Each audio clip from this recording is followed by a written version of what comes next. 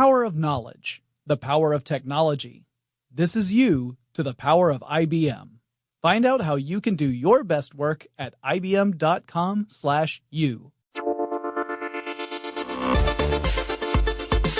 Get in touch with technology with TechStuff from HowStuffWorks.com. Hey there and welcome to Tech Stuff. I am your host, Jonathan Strickland. I'm a senior writer with HowStuffWorks.com, and I cover all things what beep. As my old co-host Chris Paulette would say, Stuff What Beeps was the alternative title for Tech Stuff. Well, today we're going to talk about something that's near and dear to my heart, and that is audio animatronics, specifically their origin with Disneyland. I am an enormous Disney fanatic. I consider myself a Disney fan of film, of television, of their theme parks. Probably not necessarily in that order. Maybe film first, then theme parks, then television. But I'm a huge fan of Disney stuff. And recently, when I was on a trip to Los Angeles to attend E3, I found myself with a day with nothing to do. I had hoped to book some meetings. That did not happen. So instead of just sitting around my hotel room feeling sorry for myself in a city where I really didn't know anybody, I decided to hop on down to Orange County, California. That is the home of Disneyland, and to go to the happiest place on earth. It was not my first time at Disneyland, but this was the first time I'd ever gone to Disneyland completely on my own. And I was a little worried about that. Like, how am I going to have fun just by myself? Turns out Disneyland did most of the work for me. I didn't have to worry so much, and I had a great time. But it also reminded me of how much I love the technology and innovation that goes behind Disneyland. And honestly, I could do maybe a dozen episodes about different technologies that were pioneered or perfected at the Disney theme parks, because there are a ton of them that Disney either directly had a hand in developing or tweaked it in a way to elevate it beyond what it used to be. There are plenty of examples of that. Today we're specifically going to focus on audio animatronics. And for those who have not heard what this term is or have any idea what it means, this was a system that Walt Disney's company pioneered to create animated, physical, three-dimensional figures. So in a way, it's kind of similar to puppetry, right? With a puppet, typically you're manipulating some sort of three-dimensional figure. Beyond shadow puppets and that sort of puppetry, which is amazing all on its own. I'm talking about your traditional hand puppets, rod puppets, and marionettes. That involves manipulating an inanimate object in a way to make it seem like it has life, that it has anima, and that you are using some sort of system, whether it's rods or the puppet is essentially a glove puppet, or you're using strings with a marionette to create this illusion of movement. Well, Disney wanted to create something similar, only these would run on a mechanical system that would be painstakingly programmed rather than being under the direct control of a human being. Those figures, when they're working properly, would replicate those same motions and have the same performance every single time. So the 100th time the character is doing a show, it's exactly the way it was the first time. So once you perfect a show and you program that into these figures, you then have the perfect show every single time you run it, assuming everything's working properly. Now, anyone who has been to Disney enough times knows that's a big assumption to make. Sometimes things just do not work really well. I'll tell you about one of those times that I experienced firsthand later on in this show. But the technology itself is phenomenal. And even when it isn't working properly, that does not take away from how amazing this tech really is, especially when you consider what people had to work with back in the 50s and early 60s when they were first developing these systems. It is pretty amazing stuff. Now, the reason why Disney wanted this in the first place is he really loved the idea of creating a real three-dimensional experience similar to what you would get with an animated film. Animated films can be perfected, right? You can sit there and sketch it out and get it just right before you release it as a movie. He wanted to have that same sort of experience, but in the real physical world. He was a stickler for perfection, had very, very, very high standards, and the people who worked for him, they also would end up having very high standards. Everyone wanted to make sure that they met Disney's expectations. Now, you can find animatronic figures in lots of Disney attractions, including the Enchanted Tiki Room, Pirates of the Caribbean, the Haunted Mansion, Great Moments with Mr. Lincoln, the Hall of Presidents, which would be over at the Magic Kingdom in Disney World, and tons more. There are lots of examples. There are also some attractions that had moving figures that didn't use the audio animatronic system. So, for example, the Jungle Cruise ride has animated animal figures as you ride through. You see hippopotamuses and crocodiles and elephants, but these were running on a very simple mechanical loop system. They were not specifically audio animatronic. They worked on something that was a little less sophisticated than what would follow. So you have both at Disney parks. And I'm also sad that I can't have Holly on this episode. Holly, who's one of the co-hosts of Stuff You Missed in History Class, apart from being a brilliant podcaster and an avid historian, she is an enormous fan of all things Disney. And she doesn't just give me a run for my money. She leaves me in the dust. I love Disney. I have been to the Disney parks dozens of times, but Holly is a step beyond even my own obsession. So I'm sad that I can't have her here, because I am absolutely certain that she would be here dropping nuggets of knowledge and trivia about these various Disney attractions that I have yet to uncover. So maybe someday I will be able to have Holly on this show and we'll do a Disney-oriented episode about some other type of tech. In the meantime, there are some other podcasts we've done that relate to Disney. I did one about the Pepper's Ghost effect, which is used extensively in the Haunted Mansion ride. Pepper's Ghost involves reflective surfaces and using lighting in a way so that you can create the illusion of a ghostly figure appearing before you. But what you're actually looking at is a reflection of a physical figure that's just lit in a very bright space, whereas you're in a very dark space. The famous ballroom sequence in the Haunted Mansion ride is a big example of Pepper's Ghost. So you can go and check out those episodes of Tech Stuff if this is not enough Disney for you. All right, let's talk specifically about what I wanted to concentrate on today. To do that, we have to mention Walt Disney, because he's central to our story. He's kind of our main character if this were a narrative. His full name was Walter Elias Disney. He was born in 1901 in Illinois. He grew up in Missouri and attended high school in Chicago.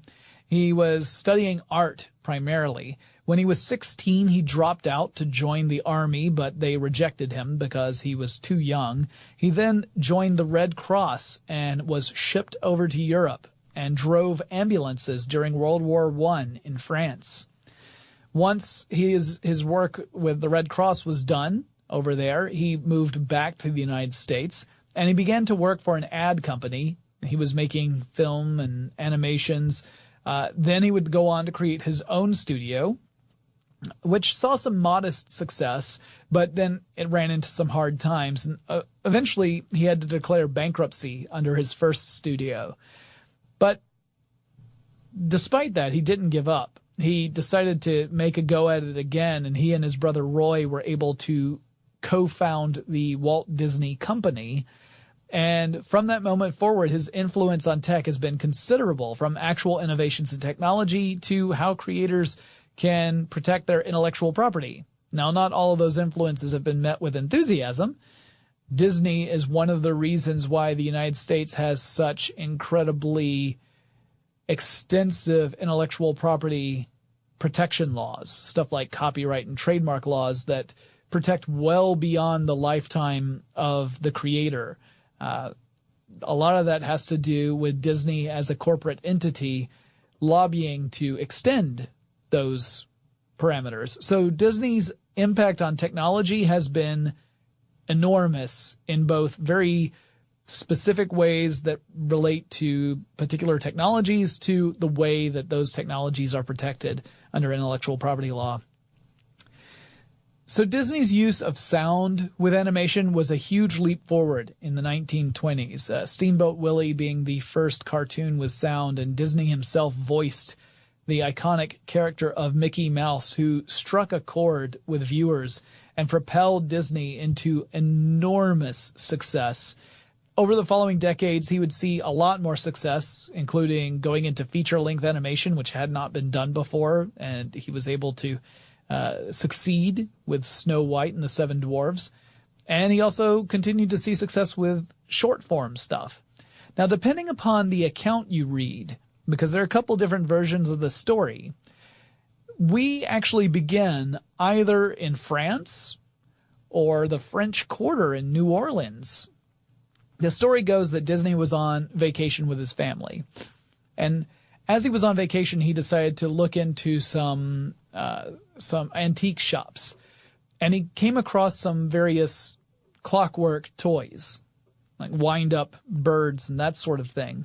One specific toy he came across in an antique shop was a bird cage that had a mechanical bird inside of it that would chirp and sing, and it would make little motions that you could describe as being somewhat robotic. They were pretty primitive motions, but, close enough to being an actual bird that you knew what it was. It wasn't like it looked like a monstrosity or anything like that. He thought it was absolutely charming, and he felt that there was a lot of potential there that he could use to create three-dimensional physical animated figurines, potentially in a theme park. That was one of the things he had been considering around this time, although Disneyland had not yet become a reality. So he brought the antique bird cage with the mechanical bird inside of it back to his company, and he went to some of his top thinkers over at the Walt Disney Company and said, figure out how this thing works. So they took it apart, and they took a look at it, and they began to formulate ideas of how they could create their own technology that would also allow for animation of this type, sort of this automated puppetry that I was talking about. Now, Disney was really excited about this prospect of having fully realized three-dimensional characters capable of delivering a performance consistently. And Jack Gladish, who was one of the engineers who would work on developing audio animatronic technology, one of many, as it turns out, would say that Disney once joked to him, "I'm tired of finicky actors. I want to develop a fully animated, articulated human being to use in place of motion picture actors and actresses." So this was Disney having a bit of fun, saying that, hey, the real reason why I want to develop this technology is because then I can get rid of all these pesky humans that keep on asking questions or having issues, whereas the animatronic ones will just do what we tell them to do. And it's kind of funny because there's another famous director who said something very similar about Disney's cast. That famous director was Alfred Hitchcock, who, of course, made incredible films of thriller and psychological horror genres, things like The Birds and Psycho, that sort of stuff. Alfred Hitchcock reportedly once said, Disney has the best casting. If he doesn't like an actor, he just tears him up. So Hitchcock's joke and Disney's joke were very similar in that respect. This idea of the frustrated director who has to contend with the delicate sensibilities of actors and actresses. But in truth, Disney just thought this was a really cool technology and he saw a lot of potential in it. And he was always looking at new ways to make use of the immense talent he had attracted to the Walt Disney Company. Whereas a lot of these people started off in the animation department, where they were working on various films and shorts for Disney, they would eventually move into very different departments and develop stuff like the actual Disneyland theme park, Disney World later on, as well as visual effects and props and sets and things of that nature for the various live action films that Disney was getting into as well. So you had people who started off as animators kind of specializing in different areas. This was the dawn of the Imagineering age. There was no such thing as an Imagineer yet. No one had called it that. But eventually, Disney would end up referring to people who worked in this sort of field as Imagineers. They were thinking outside the box, using engineering and creativity married together to create really interesting experiences that you could not find anywhere else. That was the value that Disney wanted to create to justify charging people admission to come and check it out. So he was really excited about this potential opportunity, and he had a lot of potential ways of using this technology already at this time. He was thinking ahead. One of those was the fact that he wanted to open up an amusement park that would eventually become Disneyland. He thought, well, I need to have attractions for people to come and experience at this park. And he thought this technology could potentially provide some of those experiences. He also had an ability to contribute to a massive event that would happen in the mid-1960s. That is the 1964 World's Fair in New York. That was going to end up requiring a lot of work on Disney's part. Years in advance, he knew that he was going to be providing 4 attractions for this World's Fair. And he knew that the entire attention of the world was going to be on New York for this event. So he wanted to make absolutely certain that the attractions that his company designed were phenomenal and unlike anything anyone had ever experienced. And for that, he needed to pioneer a new technology. So all he had to do from that point forward was just invent it. No big shakes, right? So to start, one of the earliest experiments with this idea of animating a 3-dimensional figure was what would eventually be called the Dancing Man or the Little Man project. This would be of a figure that measured about 9 inches tall and was meant to dance based upon this automated system, or mechanical system at least, if not fully automated. The story goes that Walt Disney approached the artist Ken Anderson, who was working for Disney. Anderson would become instrumental for the design and implementation of various elements in Disneyland. And he said, you know what? You're working on a lot of stuff, but I want to pay you out of my own pocket for a project that I really believe in that's not really a company project yet. I want to create scenes that evoke the American way of life.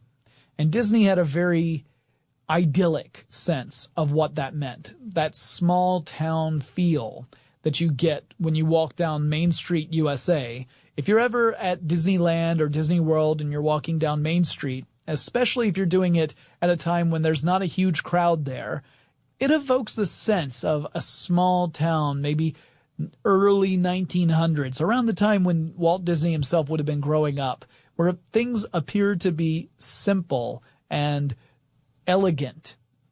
That's what Disney wanted to create. And so he talked to Anderson and said, I want to have this idea of building this kind of experience in miniature, where people can look at the different miniatures we design and different elements of it actually come to life. So first he wanted to get some paintings, some sketches of this. So Anderson got to work, and one of the first things he created was a Norman Rockwell-esque scene of a soft shoe dancer performing on a stage, a small stage. So something that you might see in an old vaudevillian theater. And Disney immediately connected to it. He thought, that's exactly what I wanted to see. And he felt that this was a figure that if they could create a 3-dimensional version of it and build it in a miniature set, and it could move around and do its little dance routine for people, that would be phenomenal. So he took Anderson's design, and he then decided to work with a couple of other folks over at Disney. He went to a sculptor who was working for the company at the time. The sculptor's name was Charles Clarence Cristodoro. And Cristodoro's dad was a famous agricultural scientist and farmer who had written extensively about agriculture. Christodoro himself had become a notable sculptor, working both in the public spaces, designing statues that were shown in San Diego and other areas of California, and also working in the movie industry. He had worked for Disney once during the 1930s, left the company, and then came back in the early 1950s. He was given the sketch and told to make a physical model of the dancer, which he did. He sculpted a physical model based upon the Ken Anderson painting and gave that to Disney. Disney then took the model over to the machine shop, and he also brought in the animation department. Now, right now seems like it would be a good time to summarize all the areas that came together to make audio animatronics even possible. And I realize I haven't even gotten to what audio animatronics can do and how they do it. But it's important to understand the different departments to kind of get a grip on why it was so complicated and why it called for a multidisciplinary approach, because that's exactly what audio animatronics were. It required people of vastly different disciplines and knowledge base in order to make this happen. So, in no particular order, here are some of the departments at Disney that worked on pioneering audio animatronics. First, there was the sound department. Now, it might seem weird that I'm starting with the sound department instead of the mechanical shop or animation, but the reason for that is the sound department was in charge of the audio animatronic projects because those depended so heavily on that audio component. I'll explain more about how in a little bit. The sound department was ultimately the one that was holding on to the project leader. That was the head of development. This would end up actually causing some issues later on. There'd be some disagreements between the sound department and some other departments, and they were run by different unions, which also meant that they would run into these weird problems. There was a story in one of the articles I read about how the mechanical department, the mechanical shop, they might be working on an audio animatronic figure, and they would need to disconnect it so that they could make an adjustment before reconnecting it. But they weren't allowed to actually disconnect the figure because that was a union job that one of the sound department guys would have to do. So they'd have to go and get someone from the sound department to come over to the machine shop, disconnect a tube, wait until the mechanical shop people had made their adjustments, reconnect the tube, and then they could proceed. By union rules, the machine shop folks were not allowed to do that on their own. So it got very frustrating at times. Then you've got the animation department. Disney, of course, famous for animation. This was the group of artists who had studied movement extensively. If you're going to animate movement, you have to understand how movement works, or else you can't replicate it properly, and it's not going to look right when you watch an animated film. And more importantly, they had been studying animated movement in film itself. As it turns out, film, or at least magnetic tape, would become incredibly important with audio animatronics. They leveraged their expertise to help design not just the physical objects that would be animated and the actual motions those objects would make, but also the very technique for programming the objects. And I'll explain more about that in a little bit. Then you had the modeling department. These were the people who would make three-dimensional models and sculptures of the various components that you wanted so that other departments could use that as a reference. And then you had the machine shop. The machine department had to fabricate all the physical pieces that would be used in these various figures. And then you also had props and costumes that would end up outfitting these different figures. So there were a lot of different moving parts, both metaphorically and literally, as it turns out, when you get to audio animatronics, in order to make it possible. And all of those groups had their own leaders and their own priorities, but the fact that they were able to collaborate and create a system as intricate as audio animatronics is pretty amazing all on its own. And we haven't even gotten to the technology yet. So I want to get to that technology, and I will in just a moment. But first, let's take a quick break and thank our sponsor. Hey Noel, welcome to the promo for our new show. Ben, thank you. I love promos, and I'm glad to be in this one where we talk about the fact that every Tuesday and Thursday, you and I discuss some of the most hilarious, bizarre, and at times ridiculous stories of human civilization. Oh, yeah. And it can get weird pretty quickly. Yeah, did you know that Winston Churchill almost had his face blown off by a chocolate bar bomb? Or that San Diego was almost destroyed by a real-life rain-making supervillain? These are just a couple of the topics that you will hear on Ridiculous History on the How Stuff Works podcast network. So check us out anywhere you get your podcasts, and be sure to subscribe on Apple Podcasts so you never miss an episode. All right, so you got the machine shop, and they were creating the dancing man, or the little man.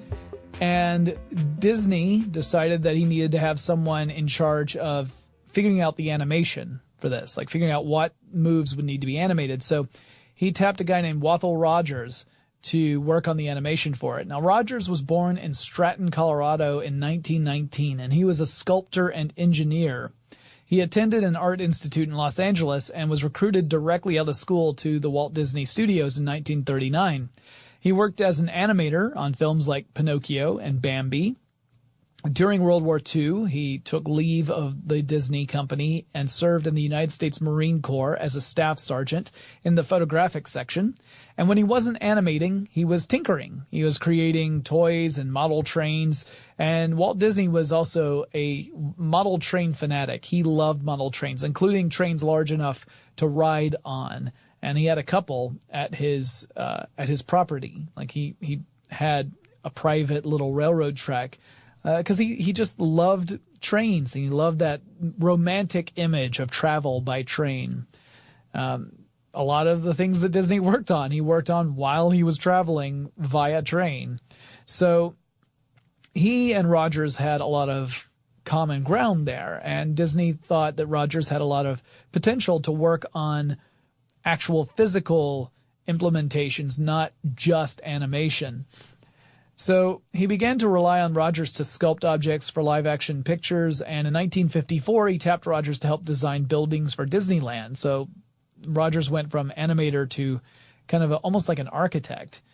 Rogers would also become a chief contributor to this audio animatronics project. In fact, some would argue that he was essentially, when you got down to it, the lead audio animatronic engineer. He is also immortalized, by the way, at Disney's Haunted Mansion attraction. You can find his tombstone there. One of the tombstones has a name that is an homage to him. It was created while he was still alive. The tombstone reads, "Here rests Wathel R. Bender. He rode to glory on a fender. Peaceful rest." So while his actual name was Rogers, not Bender, that's in honor of him. Now, as a reference, Disney decided to bring in an actor to actually perform a soft shoe routine, and they were going to shoot this actor with film cameras, not actually shoot the actor. Even Disney would not do something so brazen as that, but rather to film the actor as he was doing the soft shoe routine against a background that was a grid, so that the animators could review the footage, use the grid as reference points, watch every little motion, and try and figure out how they were going to translate that into animation when they built this system that they were working on. The actor that they got, by the way, was Buddy Ebsen, who was originally going to play the role of the Tin Man in the 1939 Wizard of Oz masterpiece, but Ebsen ended up having a massive allergic reaction to the aluminum makeup that was used for the Tin Woodsman, and so he would end up being replaced by Jack Haley. However, you can actually still hear Ebsen's voice in The Wizard of Oz. It's his voice in the song "We're Off to See the Wizard" that Dorothy, Scarecrow, and the Tin Woodsman sing after they've rescued the Tin Woodsman. So that bit where they're skipping off into the distance, the voice you hear is not Jack Haley's, it's Buddy Ebsen. He also, by the way, played Jed Clampett in the Beverly Hillbillies. So if you ever watched that television series, he was Jed Clampett. Ebsen was a song and dance man back in the day, so it was a natural choice for Disney to bring him on. He would end up working on several Disney initiatives, including Davy Crockett. But for this, he just got up, he did a soft shoe routine, they took several takes of it, and they used that to be their reference that the animators could use and that the machine shop could use to make sure that the pieces they designed would be capable of replicating all the different motions that would be necessary. Now, ideally, you would be able to create pieces that did exactly what you needed and nothing else. Because if you design a figure to do moves that it doesn't need to replicate, that's time you wasted on that effort because no one's ever going to see it. So ideally, you figure out exactly what you need and you design for that specifically. Now, one of the mechanical engineers who was working on this project was Roger Edward Broggie. Technically, Roger E. Broggie Sr. His son was also working for Disney and would become an Imagineer. Broggie had moved to California from Chicago in the late 1920s with experience in machine shop training. He joined Disney in 1939. So he was originally working on some of their live-action films. He helped design special effects for 20,000 Leagues Under the Sea. He also helped Walt Disney build some of those model trains for his personal collection. And Broggie was one of the engineers working on this Dancing Man project. He would later say that was a huge challenge, in part because Epson, when he did his soft shoe routine for the cameras, never repeated movements in the routine. So all the movements he did were original and not patterned. They weren't repetition.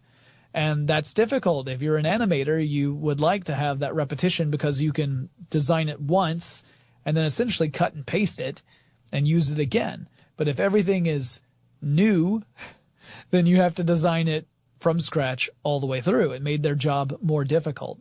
Ultimately, they produced this 9-inch tall figure, and they used cables to attach to various points on the figure, and this was controlled by external machinery. So you would have what amounts to a very complex gearbox that used cams and cables in order to control the figure. Now, a cam, in case you don't know what that term is, it's a rotating or sliding piece of machinery, particularly used to transform rotary motion into linear motion or vice versa. So in other words, you can turn a rotational motion into a back and forth or up and down motion, a linear one, using these. Or you can use a linear motion to create a rotational motion. If you have heard the term camshaft in vehicles, that's what a camshaft does. This was not yet an example of audio animatronics, this figure. It didn't quite work on a full audio animatronic system, but it did help plot the course for the next innovation. And Disney, not satisfied with creating this 9-inch tall figure, wanted to create something more complicated. His next thought was a barbershop quartet, a little mechanical barbershop quartet that could move and dance and sing. He wanted it to sing Sweet Adeline. But the system that the machine shop had created wasn't really sufficient because the dancing figure couldn't make very subtle movements. It was all or nothing, really, with each of the movements this thing made. It jerked around a lot, and it wasn't really a lifelike representation. The mechanism that controlled the figure had to be within a couple of feet of it, so this gearbox, essentially, had to be really close to the dancing figure, which meant that you had spatial issues you had to take into account. So Disney's original thought was this could be an attraction where maybe you walk up to a cabinet, you plunk a quarter in, a little curtain draws back, and you see this dancing figure dance for a quarter. And then once it's done, the curtain draws closed and you move on. But the mechanics said, well, here's the problem. The amount of money it took to develop this and the amount of money it will take to maintain it, you will never recapture by going a quarter a view. 25 cents a view is not going to cut it. And you can't really go more expensive than that because at the time, 25 cents was a, not insignificant amount of money. And keep in mind, this is the 1950s. So these initial attempts to create an animated figure in real life had kind of stalled out, but plans for Disneyland were continuing at the same time. The park opened in July 1955, but the first attraction to use audio animatronics would follow in 5 years. That was a ride called the Mine Train Through Nature's Wonderland, which opened in May 1960. And this was able to take advantage of something that some of the engineers had noticed. They said, these small figures, they require all these cams and cables and everything has to be external. We have to build the actual power system outside of the figure. So you've always got to figure out how to mask all the cables that are running up to the figure. If we make the figures larger, life size, then we can store a lot of these mechanical components inside the figures themselves. It won't have to be externally controlled. You could actually build these figures so they have the internal parts. And thus you have a lot more freedom to stage them the way you want to. And this really appealed to Disney. So one of the first implementations they had was this mine train through nature's wonderland. Now, that ride might sound unfamiliar to you. If you've been to Disneyland and you're wondering where the mine train through nature's wonderland ride is, well, it used to be where Big Thunder Mountain is now. So Big Thunder Mountain is a totally different kind of train ride. The mine train through nature's wonderland was a slow-moving ride that put you through various scenes that were inspired by the Western United States of America.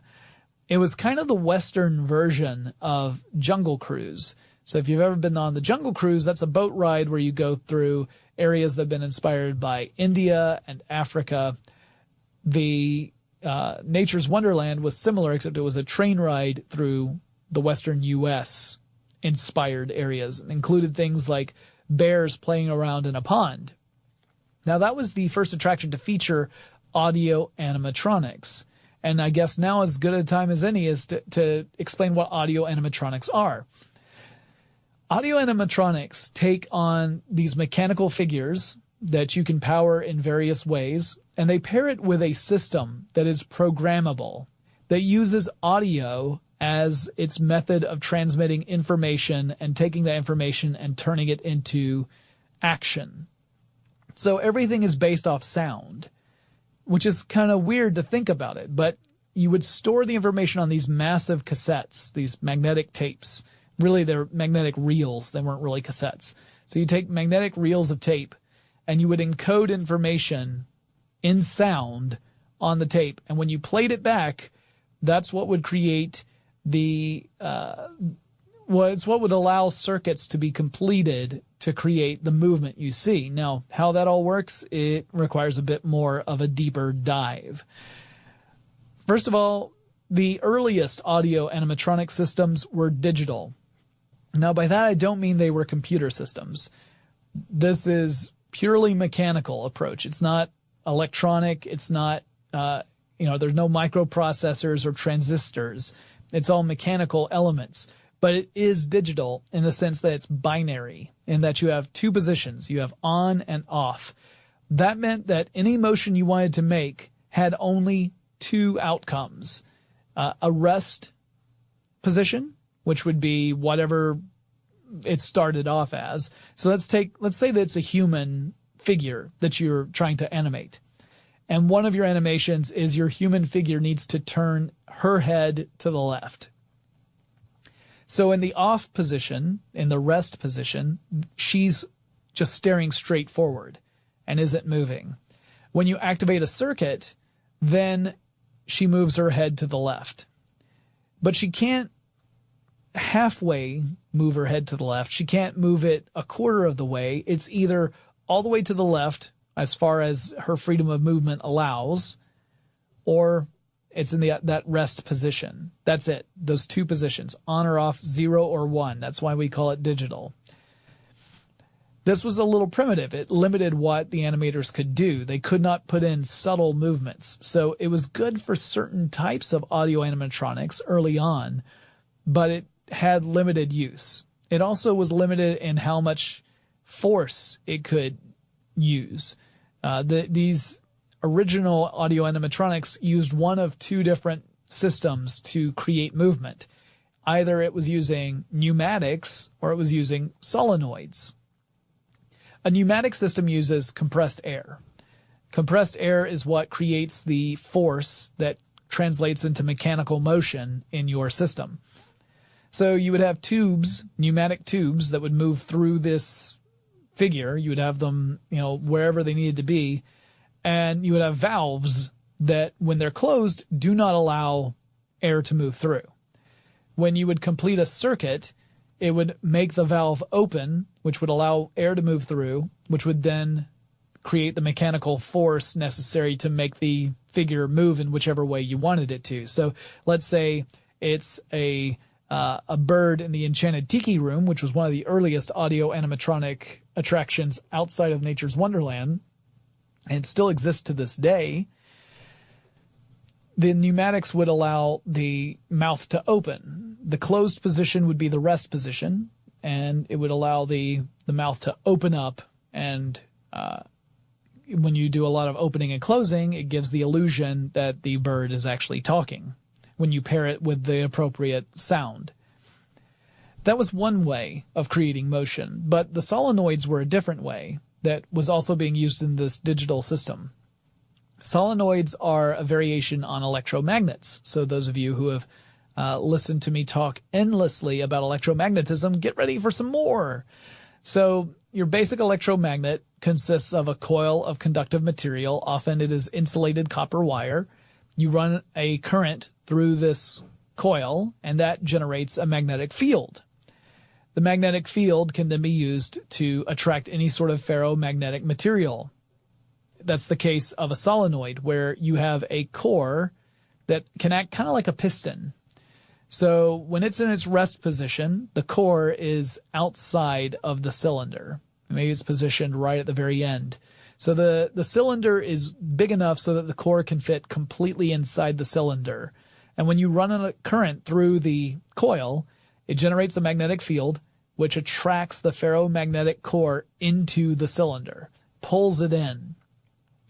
And if you connect something to the other end of that little core, like a cable, that then attaches to a piece on a larger animatronic figure, like, let's say, a mouth of a character, whenever the circuit activates, it'll pull the solenoid in, the core into the solenoid, which in turn pulls on the wire or cable, which is attached to whatever body part, the mouth, let's say, of Mr. Lincoln, and pulls it down, pulls it open. And then by turning off the electricity to this coil, it negates that magnetic field. It returns to rest position, and Lincoln shuts his trap. And thus, by controlling the flow of electricity through this solenoid, you can open and close the mouth of one of the greatest presidents of United States history. And thus, magnificence is born. I mean, this was an enormous use of technology, a very innovative use of technology at the time. So that was the basics for the movement. But that we still haven't talked about the audio part. That's kind of more the animatronic part, the idea of this animated physical being. But whether it was a bird or a president or a hippopotamus or whatever it might be that was using audio animatronics, the secret sauce was in that audio. They found that what they could do is create a tone on a cassette, or on a magnetic reel, I should say. They could create a tone, and they used these little metal reeds that would connect to circuits. When the reeds would vibrate, it would close the circuit and allow a current to pass through. So if you made the reeds vibrate, it would create a physical circuit that would end up making the pneumatic or solenoid system activate, and thus be either on or off. On, really. And once it stopped activating, it would be off. You could have your character open his or her mouth or move his or her head or whatever the action needed to be. And the way they would make it vibrate is they would use a resonant frequency. So resonant frequencies are the natural vibrating frequency of any given material. If you have a glass and you tap the glass and it makes a little ringing noise, that is its resonant frequency. And if you're able to replicate that resonant frequency, then you will make the glass vibrate just by exposing it to that frequency. So if you create a sound that is of the same pitch as an object's resonant frequency, it will naturally begin to vibrate. And if you then amplify that signal, in other words, if you increase the volume, you will increase the amount of vibration that you're creating in that material. So again, with the example of a glass, if you have a crystal glass, then it generates a particular tone when you strike it. If you replicate that tone and you amplify the signal enough, you can make the glass vibrate enough so that it shatters. This is what we see when opera singers replicate a particular note and they try and shatter a glass. Some people can do it, but it all depends on the glass. It all depends on the person's range and how pitch perfect they are in creating that particular frequency. It has to be close enough.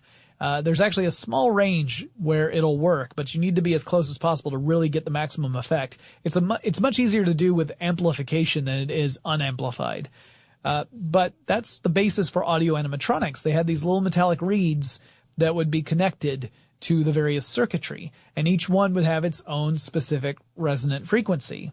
When you played the magnetic tape back, it would play tones at that resonant frequency for whichever particular action it needed. That specific metallic reed would start to vibrate, close that specific circuit, and then you get the motion. So if it's a figure that has several motions associated with it, let's say it's a bird that can turn its head, flap its wings, or open its mouth. That's 3 different motions. That means you would have 3 different circuits with 3 different metallic reeds with 3 different resonant frequencies. So that way you could produce different tones and make the specific outcome that you wanted. Otherwise, every time you generated a tone, everything would go off and you would have chaos. More on that in a little bit. Again, this is a digital system, so there's no variation here. You could not have the bird turn its head halfway. It's always going to turn it as far as the animatronic is allowed. Whatever its freedom of movement is, that's where it's going to go to.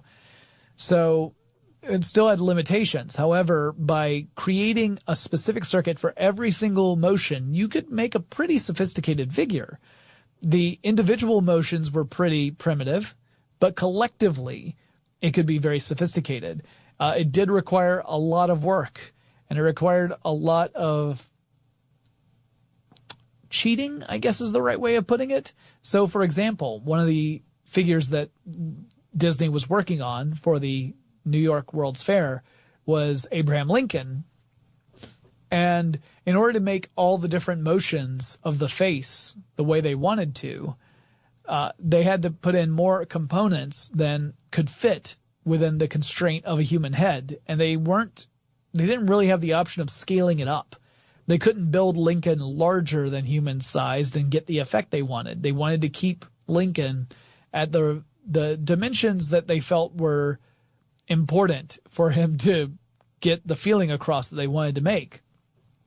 So they had to figure out, well, how can we fit all these components inside a human head when they're larger than what the space can contain? And eventually they were able to make a head that had kind of a bulge in the back of it, and they were able to fake it with the wig that they put on Mr. Lincoln. Although apparently in at least some of the wigs that they designed for the character, the bulge in the back of the head was noticeable.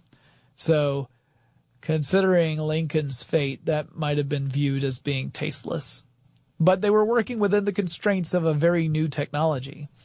Now, I mentioned that this approach had its limitations, that you could only be on or off, and that they needed to have something with a little bit more of a spectrum of outcomes in order to get the effect that they really wanted. That approach required them to switch from pneumatic and solenoid systems to hydraulic systems. A hydraulic system uses liquid, typically it's just water, as its means of creating that same sort of mechanical force. You can't really compress water, as it turns out. So if you just put force behind water, it will push against whatever constraints you have it in. So if you put a good amount of water pressure in and you use valves to control where that water can go, by opening and closing those valves, you can allow for some pretty powerful movements, including stuff that's strong enough to do something like lift an arm. Because the various pieces of machinery that Disney engineers were creating, they weighed a good amount of, they had a good amount of weight to them, a good amount of mass to them. And pneumatic systems weren't strong enough to move them, especially not smoothly. If you want to build a compressed air system that can move a significant amount of weight, chances are you're going to end up with an air catapult, which was not exactly what Disney was hoping for when he was thinking of these different designs. So Imagineers switched to these hydraulic systems, and it also meant that they wanted to create more gradations of movement. They didn't want to just be on and off. They didn't just want to be open and closed or left or right. They wanted to have some different abilities. They wanted to create a lot of different potential movements within the limbs of characters. One of the exhibits that they were working on for the New York World's Fair was the Carousel of Progress, which you can still see in certain Disney parks.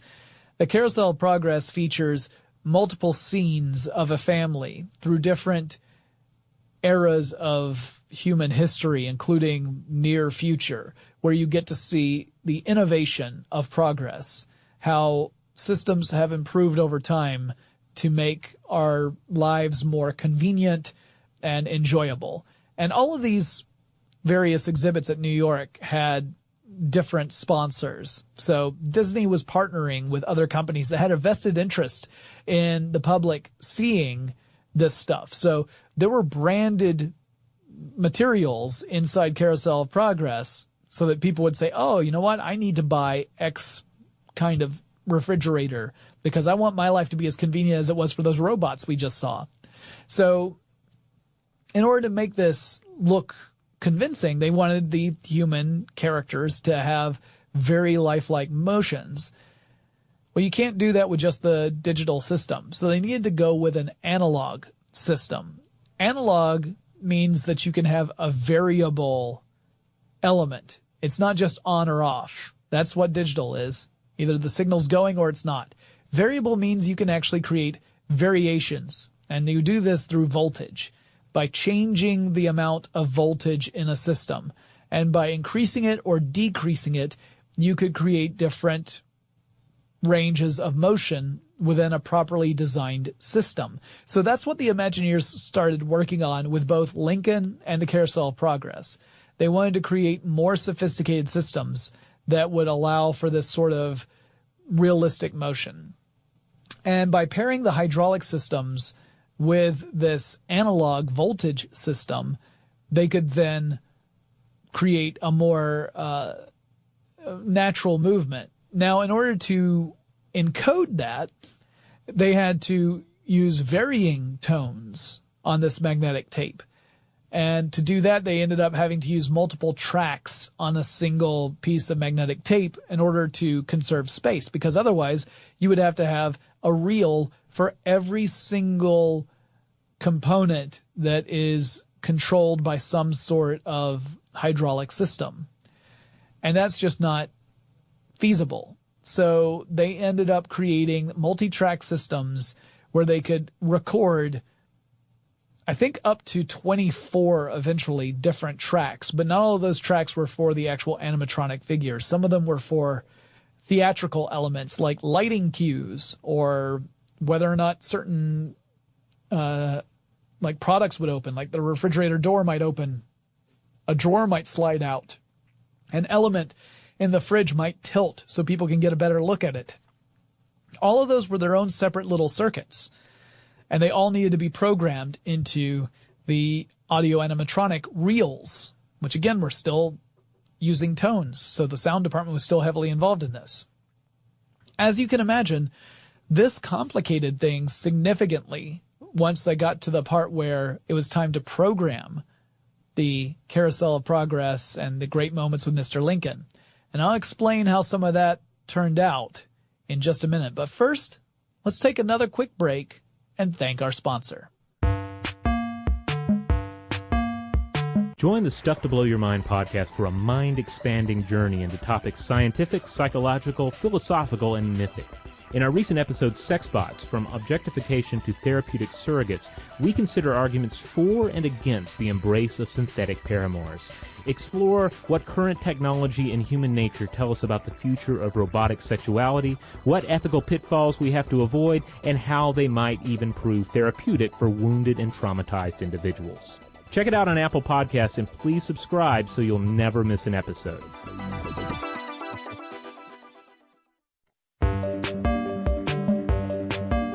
So when we talk about programming this system, where you've got all these different tracks that control these different elements within an animatronic system, keep in mind that depending on how many figures you have and how many points of articulation they have and what they need to do, these could be incredibly complicated from a macro standpoint. Each individual figure might be fairly simple, but taken as a whole, it gets to be enormously complex. One of the earliest ways that they experimented with programming was using silver paint. They used these old Moviola movie editors that were designed to edit film. But instead of that, what they did was they took this tape and they would paint silver lines on it to create a circuit. And whenever the reading head would pass over the silver, it would create an electrical circuit that then would send out as a command for the various action to happen. So let's say again that it's a parrot opening its beak. And you would use a little line of silver paint along the length of this tape to indicate this is where the beak needs to be opened. Because they were using animators to design this system in part, the animators loved it. They were using it very similar to the way they would edit animation reels. With animation, you think of the work in terms of feet, not necessarily in seconds. So instead of saying, oh, I need this mouth to be open for 2 seconds, you might say, oh, I need this to happen for 2 feet of film. So you would literally mark out the spot on the tape where the action needed to start, and you would mark out the spot on the tape where the action needed to stop, and you would just connect those 2 points with some silver paint. And then when it would read through the system, it would play back that way. When it would hit that point in the tape, the action would happen. So as long as you either had all of your tracks on one tape, and they could do up to 6 tracks on this method. This was just the prototype method. If you had 6 different sets of actions, all on their each individual lines, you had 6 contacts that could create the different circuits, then you could program up to 6 different components of your audio animatronic scene using one reel of tape. And they'd all be synchronized because you would just measure it out on the physical tape and draw where you needed the elements to happen. So maybe you'd say, all right, well, in 3 seconds in, I need the bird to flap its wings. And at second number 4, I need it to start talking. But by second number 5, I need it to stop flapping its wings, but it keeps talking on and off until second number 10. Well, that's how you would mark it out on your magnetic tape. And you would just draw one line to be the control for the beak, and another line to be the control for the wings. And as it would move through the Moviola editor and the contacts that the engineers had essentially added into this Moviola editor, it would play it back the same way every time. Now, this was not the system that Disney decided to use for everything. They, again, switched to an audio tone format instead of using lines of silver paint. The reason being that you could only play the tape so many times before the silver paint started to flake off. And once it started to flake off, then you no longer had a strong signal. You didn't necessarily have the circuit completing anymore. And so you would get jittery motions, or sometimes enough paint would peel off where you wouldn't even get the result you wanted at all. So it wasn't a permanent solution, but it was an interesting step toward what they needed. When they went with the tones, they found that was a better approach, but as they started programming the Great Moments with Mr. Lincoln, they started to run into some serious issues. The way they did this is they had editing machines and they had playback machines. The playback machines, all they could do was play the magnetic tape back again. And this was, they would call these machines dummies, because that's all they could do is just play something back. So they had more dummies than they had editing machines where they could write to magnetic tape. They would record to magnetic tape both the tones that would control the various animatronic actions, the lighting of the theater, any other elements that needed to happen within the theater. They would all be encoded on this magnetic tape as well. And they would also have the audio for the actual presentation. So in the case of Great Moments with Mr. Lincoln, the various speeches that Mr. Lincoln delivers had to be on that magnetic tape as well. You would first produce an individual tape for every single one of those, and then you would end up combining those onto a master tape. Eventually. There's actually a step in between called a submaster, but we're going to simplify for the purposes of this podcast. So that ultimately you would end up with a master tape that would have everything you needed on it. You might imagine that having one master tape that has multiple tracks, numbering in more than 24 in some cases, that you could run into some interference. And you would be right. It turned out that some of these, because of the different volumes that they recorded at, the tones would sometimes mask one another, or other times they would activate more than one element, and you'd end up with chaos. So Mr. Lincoln might end up having a bit of a freak out on stage while delivering the Gettysburg Address, and that just doesn't convey the stately nature that you want when you're trying to reenact one of the most iconic moments in American history that there is. Having Abraham Lincoln's eyebrows go crazy all over his face while he's talking might be a little distracting. So it required a painstaking process of editing. They would get the magnetic tape, they would run it through the system using one of these dummies. They would take notes, copious notes about everything that was going on with the performance of the audio animatronic show, in this case, Great Moments with Mr. Lincoln. And anything that went wrong, they had to make note of, whether it was a hand motion or an eyebrow or the mouth wasn't moving in sync with the sound, or maybe the sound itself was at the wrong volume. Whatever the problem was, they had to make note of it. And then they had to take that same magnetic tape back and figure out how they could fix it. Sometimes they could fix it by making a couple of tweaks. Sometimes it required re-recording an entire section. So it might be that you're recording a brand new section just to control the fingers on the left hand. That's how exacting this had to be. And again, you had to make sure that you were synchronizing it with everything else. And it may be that you would find that one element is slightly out of sync of everything else. You had planned it out, you plotted it, you recorded it. When you laid down the tracks, you didn't realize that they didn't quite line up the way you wanted them to. And that might require you to cut out one of the tracks and then splice it back in by hand cranking the system to the right starting point and adjusting it that way. So maybe you would say, all right, well, the track for the left hand needs to start at second number 2.4. And unfortunately, it's starting at 2.8. And because of that, the left hand is making gestures 0.4 seconds after it's supposed to, and it looks ridiculous.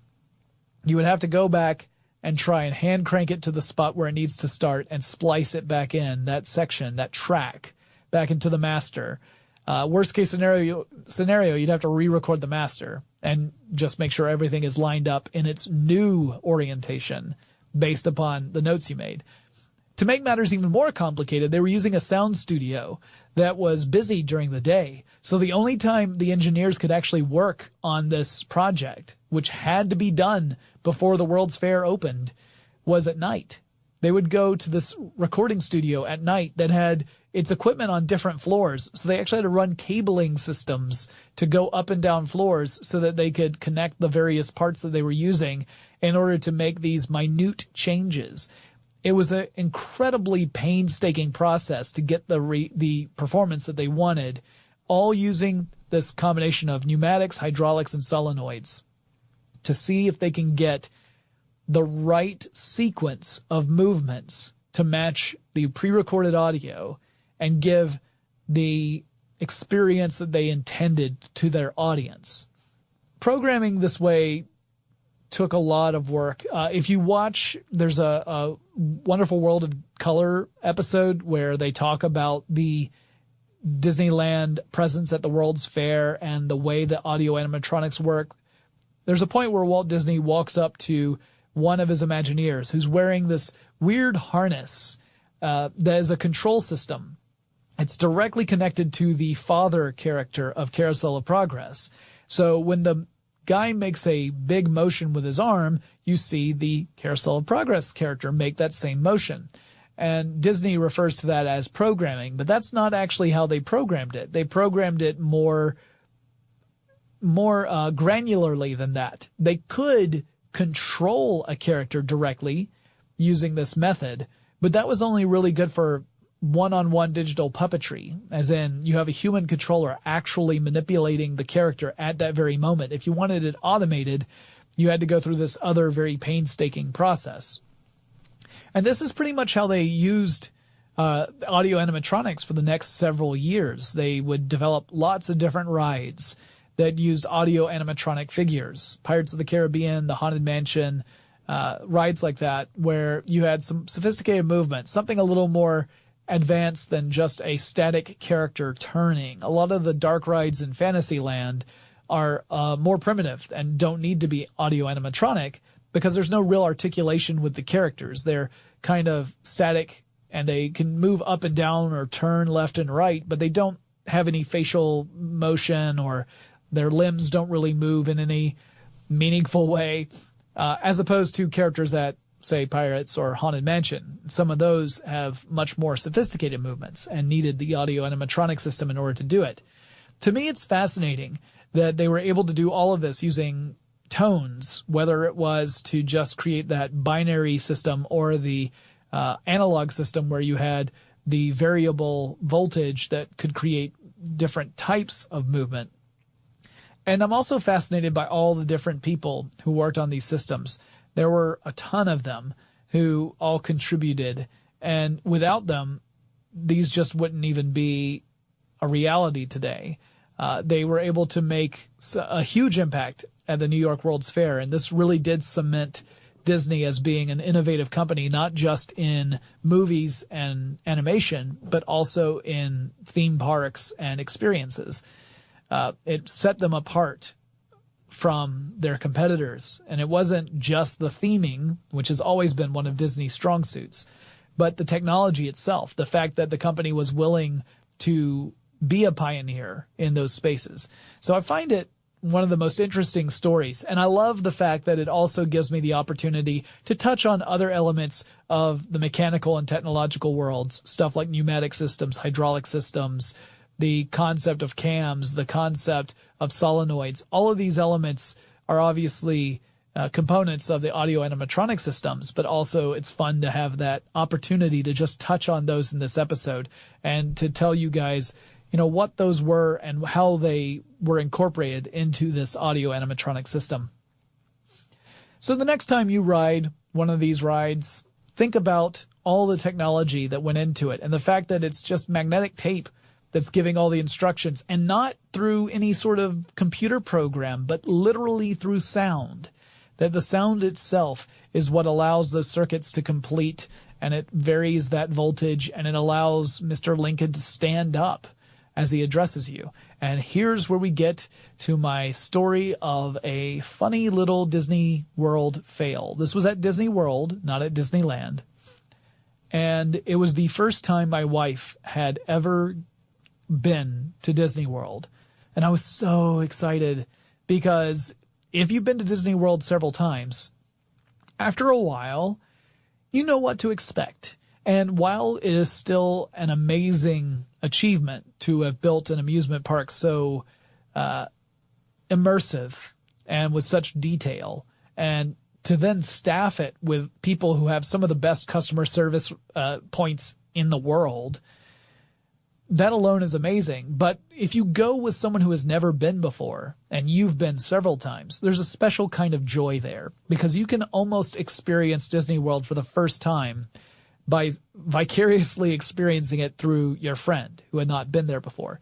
In this case, it was my wife. She had never been to Disney World. So I was having this wonderful experience of taking her to different rides, and she gets to see them for the first time, and she's blown away. And I remember how special it is. Because again, I've ridden most of these rides dozens of times. So for me, while I enjoy them, the special part had kind of worn off. Seeing it through her eyes brought it all back, and it was amazing. Then we go to the Hall of Presidents. And at the Hall of Presidents, the curtains open. And if you've never been to the Hall of Presidents at Disney World, there's a point where curtains open up and you see all of the presidents of the United States, they're all there. Every single one who's ever sat as president is there, animated, this audio animatronic. And they all do little weird things, like they fidget, they look around. Some of them appear to be a little bored with what's going on. Some of them seem really engaged. It's kind of charming. They introduce them one at a time. Well, Mr. Lincoln sits in a chair, and then when it's his turn to actually address the audience, because he first they introduce everybody and everyone does a little gesture. They might nod or wave a hand, but ultimately Lincoln stands up and then delivers a speech to the audience. When the curtains open, Lincoln was already standing. He was not seated as he normally would be, which tells me that the hydraulic system for his legs had already activated. However, he was not standing tall. He was bent at the waist. So he's standing up, bent down as if he's tying his shoes, and his two arms are dangling at his sides, but they're still animated. So you still see them fidget and gesture. When he's announced and the spotlight hits his chair, which he was not sitting in, so the spotlight's actually hitting behind where he was, his hand made a little motion. It was at that point that I expected someone from Disney, one of the cast members, to come down and hit the stop on the show. But they had not yet noticed the problem. And so I was starting to get the giggles a little bit. My wife was definitely getting the giggles, and my dad was encouraging it. My dad is the ultimate dad joke dad, and I love him dearly. But I hear my dad just say, "I begged them not to make an animatronic John Wilkes Booth." Completely inappropriate and hilarious and tragic and hilarious. So we're watching as Lincoln continues to gesticulate while bent over, staring at the floor.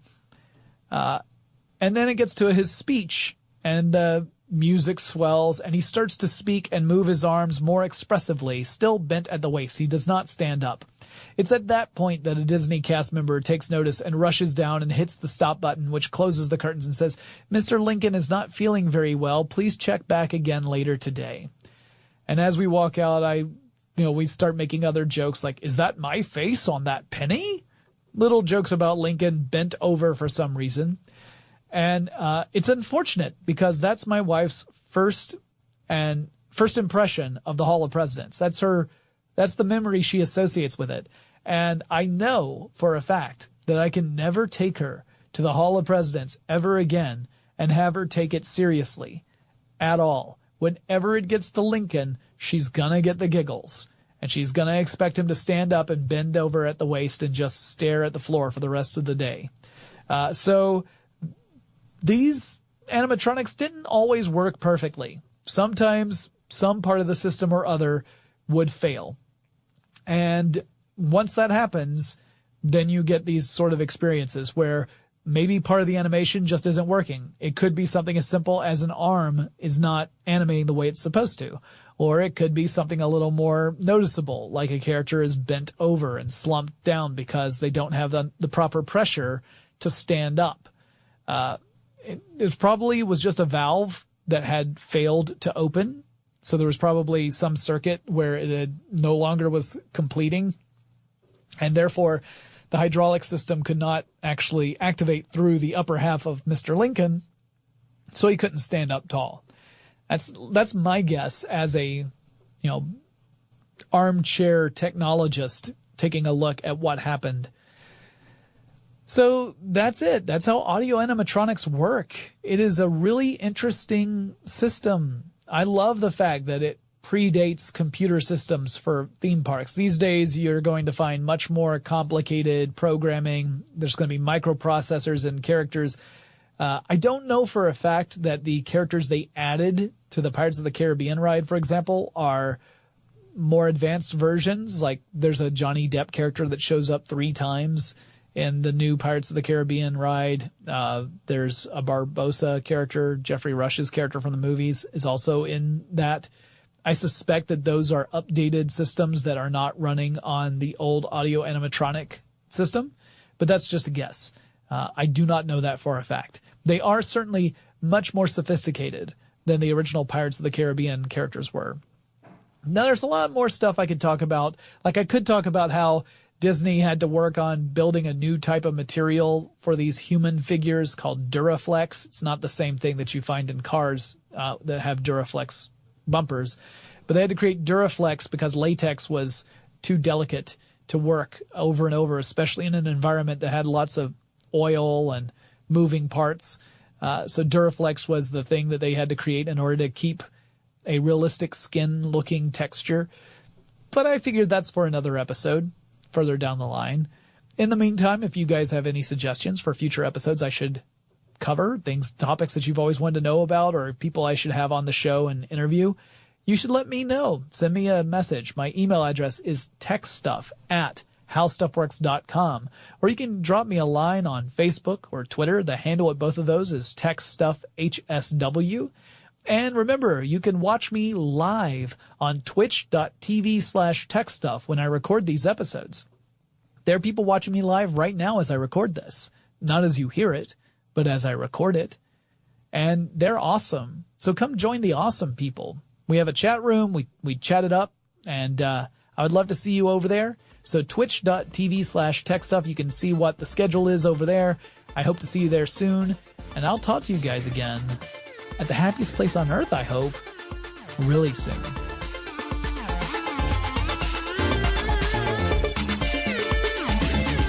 For more on this and thousands of other topics, visit howstuffworks.com.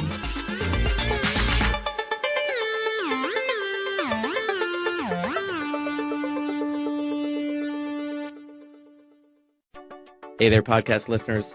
I'm Will Pearson, and as always, I'm joined by my good friend Mangesh Hattikudur. Every week on Part-Time Genius, we answer big questions, like, which country has the secret to the smartest students? And in that show, we tackle smaller, equally important questions like, is wearing sneakers bad for your education? Should schools keep investing in janitors? And why does no one do homework anymore? Every episode is jam-packed with incredible stories and hilarious facts, all as we try to nail down a serious topic. So check us out already. You can download Part-Time Genius on Apple Podcasts or wherever you get your podcasts.